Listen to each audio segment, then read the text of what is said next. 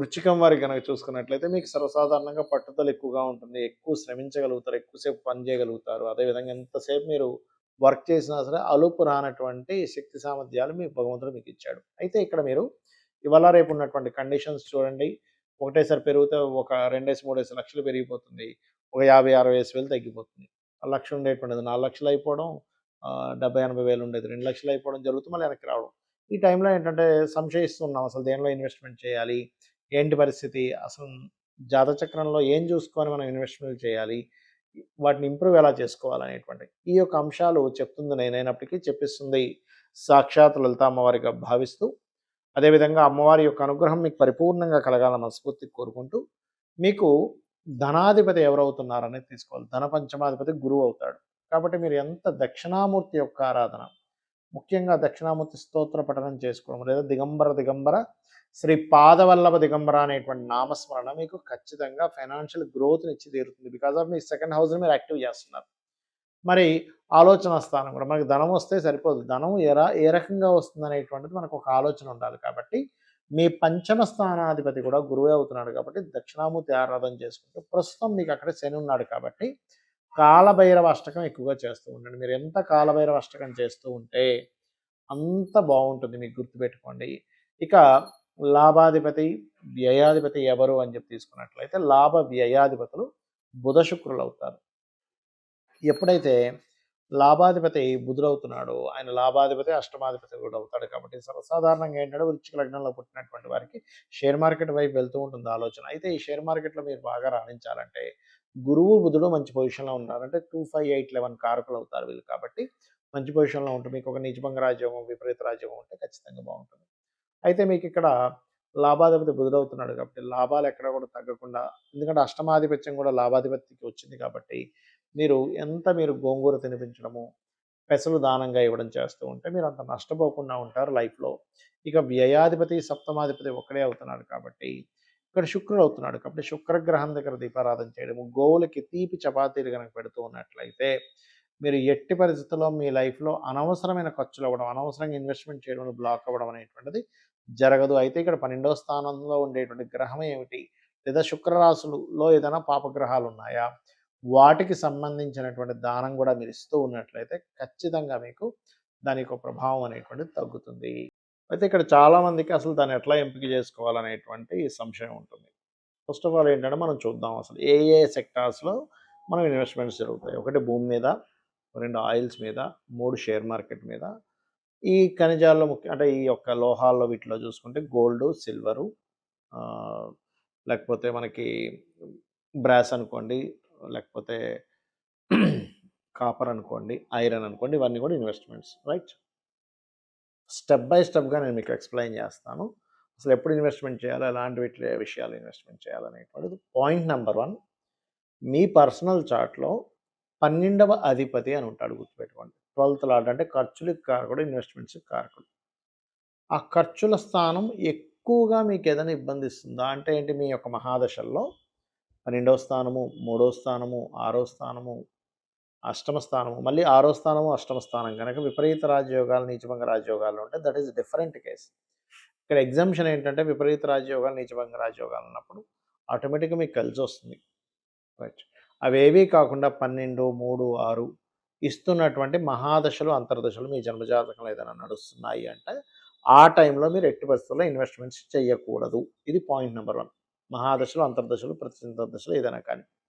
రెండో పాయింట్ ఏంటంటే ఈ స్థానాల మీదకి ఏదైనా పాపగ్రహ సంచారం జరుగుతుందా ఈజ్ ఆల్సో మోస్ట్ ఇంపార్టెంట్.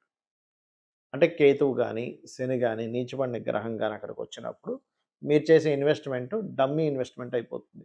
కొంతమంది చూడండి, అయ్యో! అతను 90,000 ఉన్నప్పుడు పెట్టాడటండి. ఇప్పుడు 1,00,000, 1,50,000, 1,80,000 అయిపోయింది. భలే వచ్చిందని మనం పెట్టేసరికి అప్పుడు తగ్గుతది. అంటే ఏంటి, మీ పర్సనల్ చార్ట్‌లో లాస్ అయ్యే సమయం రావడం వలన మీరు ఇన్వెస్ట్‌మెంట్ చేసిన సమయంలో ఇబ్బంది పడుతుంటారు. ఇది గుర్తుపెట్టుకోండి. ఇప్పుడు మనం వన్ బై వన్ వద్దాం. గోల్డ్‌లో నాకు డబ్బులు బాగా వచ్చాయని చెప్తారు కొంతమంది. వాళ్ళకి కారణం ఏమిటంటే ఇట్స్ వెరీ క్లియర్, పర్సనల్ చార్ట్‌లో సన్ అండ్ జూపిటర్ అంటే రవి గురువుల యొక్క స్థితి చాలా బాగుందని అర్థం. వాళ్ళకి ధనయోగాలు కూడా రవి గురువుల వల్లే వస్తుందక్కడ. రైట్. ఇది గుర్తుపెట్టుకోండి. మీకు రవి మహర్దశ, గురు మహర్దశ నడుస్తూ ఆ మహాదశలు బాగున్నాయి, అవి లాభాన్నిస్తున్నాయి, ధనాన్నిస్తున్నాయి అన్నప్పుడు ఖచ్చితంగా బాగుంటుందని అర్థం. రైట్. ఇక రెండవది సిల్వర్ మీద పెట్టామండి బాగా డబ్బులొచ్చాయంటారు. అప్పుడు చంద్రుడు బాగున్నాడని అర్థం. ఇది బాగా గుర్తుపెట్టుకోండి. ఇక మూడోది నేను కాపర్ కొన్నానండి. కాపర్ కొనడం నుంచి బాగా డబ్బులొచ్చాయి. లేకపోతే ల్యాండ్ తీసుకున్నాను. అక్కడి నుంచి నా లైఫ్ చాలా అద్భుతంగా ఉందంటారు కొంతమంది. అంటే దానికి కారణం ఏంటంటే మార్స్ బాగున్నాడని అర్థం. మీ జన్మజాతకంలో కుజుడి యొక్క స్థితి చాలా బాగుందని మీరు అర్థం చేసుకోగలగాలి. అలా కాకుండా ఒక్కొక్కసారి ఏమవుతుంటుందంటే వారికి ఐరన్, ఆయిల్స్ మీద ఇన్వెస్ట్‌మెంట్ చేస్తూ ఉంటారు. వాళ్ళకి బాగా కలిసొస్తుంది ఆ టైం అనేది. దానికి కారణం మనం అందరం భయపడేటువంటి శని భగవానుడు బాగున్నాడని అర్థం. ఎందుకంటే ఐరన్‌కి, ఆయిల్‌కి శని కారకుడు గుర్తుపెట్టుకోండి.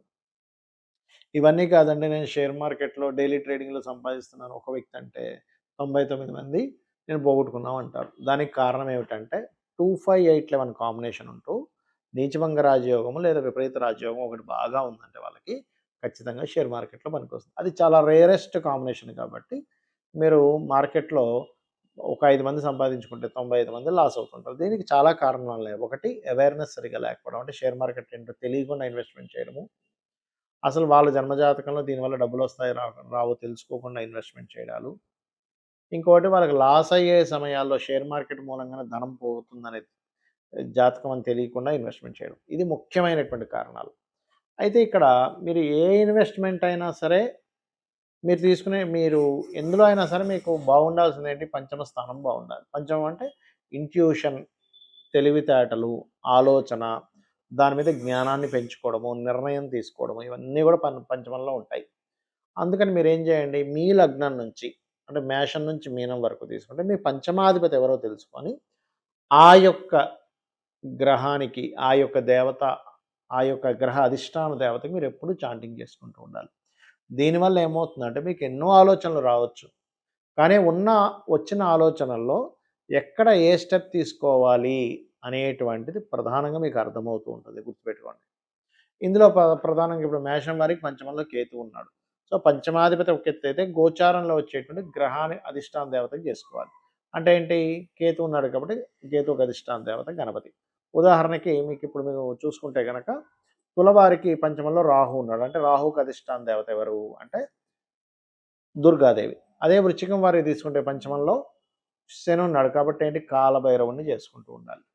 అలా అసలు ఎవరున్నారు? ఇప్పుడు ఉదాహరణకి కుంభం వారున్నారు. కుంభానికి పంచమ స్థానాధిపతి బుధుడు గాని, పంచమంలో గురువు ఉన్నాడు కాబట్టి, దక్షిణామూర్తి యొక్క ఆరాధన గనక చేస్తూ ఉండడము, దత్తాత్రేయుడిని స్మరించడం, ఓం దిగంబర దిగంబర శ్రీ పాదవల్లభ దిగంబర అనుకుంటూ ఉంటే, మీ పంచమం అంటే ఆలోచనా స్థానం రాంగ్ రూట్‌లో వెళ్ళకుండా మిమ్మల్ని కాపాడుతుంది.